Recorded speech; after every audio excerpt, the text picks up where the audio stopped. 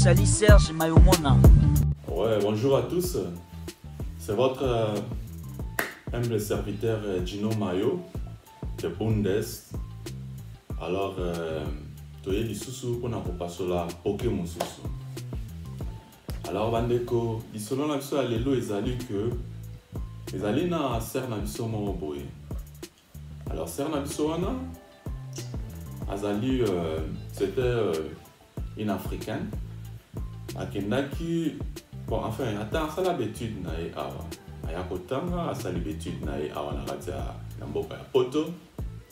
Alors ekomaki un certain moment que asalaki connaissance ntango asali l'étude na ye awa alors akutanaki na mutu moko boye. Alors ezali oyebiki ntango tozosala l'étude alors ezalaka mpe ke ozosala mpe baconnaissance mpona oyeba batu tout ça ezalaka nango bongo. Alors ekomaki un certain temps akutanaki na monsieur moko boye, monsieur Leblanc. Alors le monsieur Leblanc wana azalaki je crois ingénieur banda kotravaille na société moko boye azalaka ingénieur. Alors ntango monsieur Leblanc aye kokutana na ser na biso wana. Alors ser wana pe azalaki ne d'accord kende bakutani bakuyebani. Alors azalaki ne d'accord, il n'y avait pas de problème. Alors et comme que non, bon, quand tu es étudiant alors tu dois terminer d'abord toutes tes études. Alors là on verra comment on pourrait faire. Alors la sœur était d'accord. Si ko ser na biso aye ko zwa initiative alobi non ngai nous les Africains on ne peut pas nous marier comme ça. Alinga qui a balaye à sa fiancée nanou. Alors alinga balaye siko bazala qui n'a qui fiancée n'a pas autant que la sœur va terminer ses études quoi. Alors c'était aussi très bien. La sœur a terminé ses études. Alors c'était très vraiment génial. Après bah eko sala que non ba kende na mboka na biso oye baba parents na ngai. Alors na ba oncle nangai. Alors il a bien que tu me maries. Après ça c'était mes parents parce que c'est eux qui m'ont fait grandir. Nous les Africains ça passe comme ça. Tu dois aller d'abord chez le parent et puis tout d'abord envoyer la lettre. Après ils vont te répondre avec les histoires que tu vas amener pour problème T. Alors on peut partir. So qui dans quoi maman assisi maman na biso na bon enfin de bon na biso na assisi université. Alors c'est tout était bien. Alors ils a que il faut baquer des siko en Afrique. Dans ce que baquer Afrique parce que bien na ba ondenge ezalaka basa les réservations ya hôtel kuna. Alors en mieux c'est zalaki pepele. Siko dans baquer Afrique bazui vol na bangope na Charles de Gaulle na Afrique keti na RDC Congo. Tant bakomi kuna alors ezalaki que non bon va se présenter par mes parents. Moi si accueilli a présenté mon père n'est pas mes parents peuvent se payer. Bon ils allaient quand maman papa zala raté papa n'a je crois kufa. Alors dans ce koyo a présenté mon délai ne wane pas mes parents étaient d'accord. Alors mais moi si tant il y a zokola aiba ina eko ba makamusu de obi que ba jeune fille alors il s'en faut de tout. Alors on va qui par na bango vraiment tellement kolamba ou ba soin ndako ndeko zo soin na e oui parce que le jeune fille balinga trop ba beauté manza kamilai tout ça. Alors et pour ça là que non tant au monde là comme en Afrique aye ko kutana ba parents kutana na maman tant ce que kutana na maman azala vraiment à mon avis que intéressant vraiment. Que non, en Afrique, c'est très gentil. Alors, il n'y a pas de problème. C'est que les gens n'ont pas de problème, mais au moins, il y a réserve. Quand il y a un problème, tu vois comme s'il n'a rien. Il n'a pas de problème. C'est comme ça notre tradition.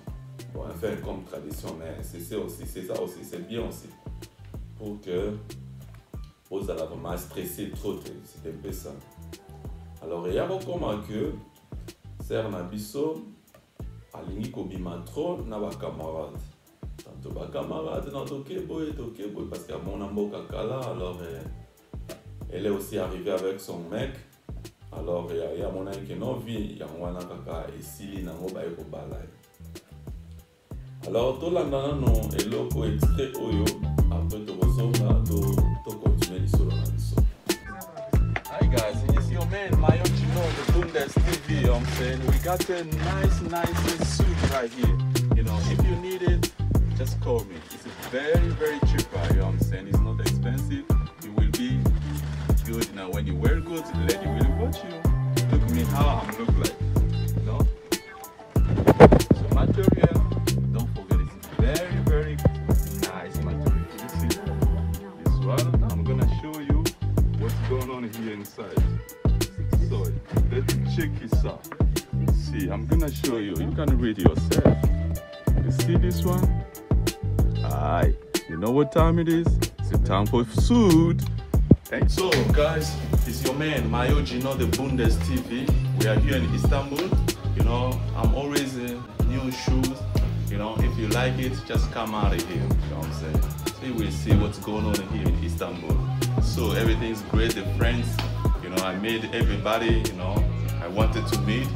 And then in one sister, you know, because she lost her mother. So we are very sorry about that. So that be cool. Always thinking to subscribe.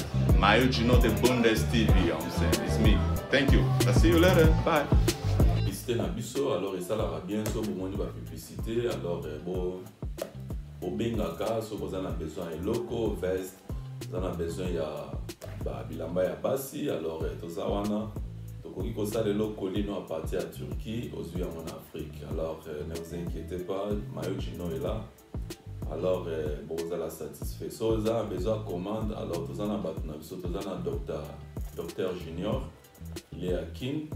Alors fournisseur na biso azali na Istanbul. Alors bino ni soki bo sali ba commande na bino bo pesi ba numéro ba adresse. Alors dans quelques semaines bo kozwa biloko na bino. O pe alingi que asala transfert ya nini ya mbongo. Alors bo contacter biso tokopesa bino ba coordonnées ndeni bolikoki kosala. Soko lingi pe tinda soki ba crédit na otindela ndeko no crédit na Afrique. Alors il y a quelqu'un aussi qui va faire ça. Alors bobengaka Mayo Gino.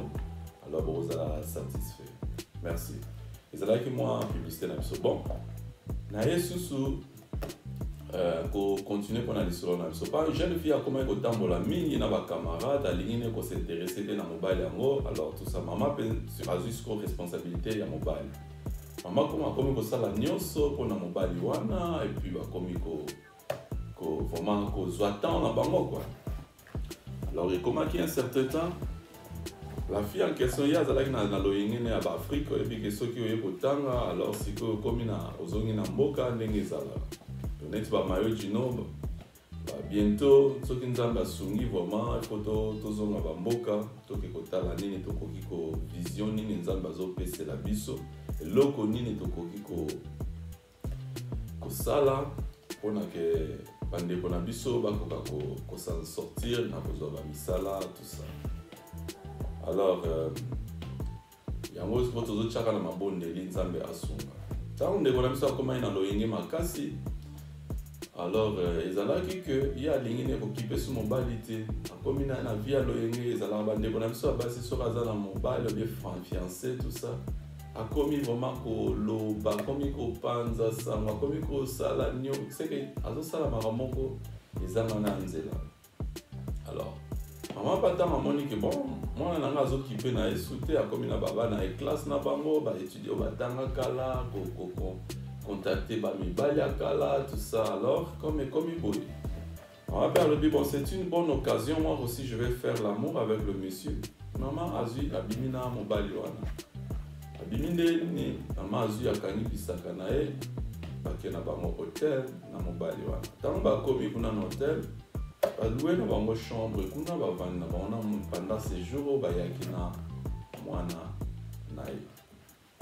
So tango sikoyo esali que bon esali vraiment que moi na azomona su mobile nete na mama susta ye na ndako moto aza te bon a comprendre tellement ndeni maman azalaka suste na ndako na mobali na nga sikoyo ye pe parce que azali na loyenge ya bacamarade akala bacopain akala tout ça alors ekosalaka non makambo nyonso bayelaki na afrique eke nango na mai mama akomi kobima na mobali ya mwana na ye akomi na ye base fiancane bango mibale kuna alors mama aye kokende baye kobala mama seke baye kobala mama mwana ayebaka te mama akendaka alukaka mama na mobali na ye balimwa alors bakenda na bango na hotel bavanda kuna babala na bango officiel oyebi ke na Afrique soki nete si tu as du pognon alors tu peux faire tout ça passe rapide alors basali bongo eye kopase que non mama babalani na mobali ya mwana na ye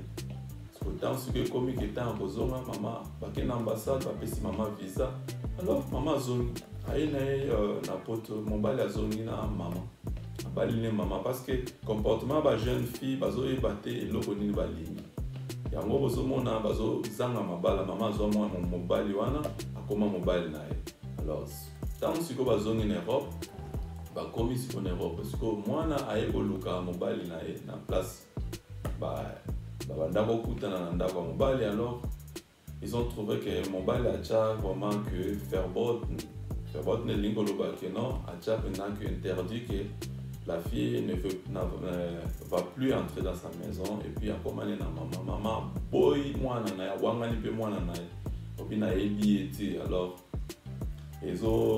esalaki passe vraiment boyebi ke oza na mobali na yo so fiancé na yo alors boye na ye po bobala na alors mama abalukeli mobali ya mwana na ye esali passe vraiment mais eza mpona epesa bino mayele parce que bino ba jeune fille bolingi kotia buzoba liboso mayele nsima alors mama azwa mwana mobali ya mwana na ye ti lelo bavivaka na bango mama na mwana bayokanaka susi te mama papa mwana alapa ke mama na ya kolinga so mama na te alors bino mo bopesa réponse alors mama asalaki malamu obi asalaki mabe sikoyo la fille en question na loyenge na ye kuna akoki koluka bacopain ya kala kosala boye bacamarade alors asalaki malamu obi asalaki mabe qui a raison qui n'a pas raison merci bon répondre biso na question wana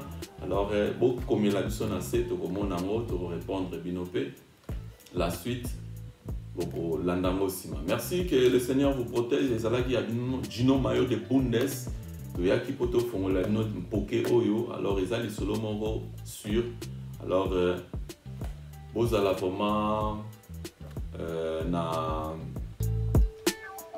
vraiment na kinge quoi les kinge kuluta nyao ok bon on est ensemble que le Seigneur vous protège que mon sekaouti ko déclaré alors awa tozana kati à Berlin eza très cool alors bomoni ke eza ya bino Mayo Gino de Bundes TV alors aye lisusu alors kuna silisa nini na biso bomoni il faut tozala quand même na respect ya bamama na biso moseka bozomona ke baza bamere moko baseri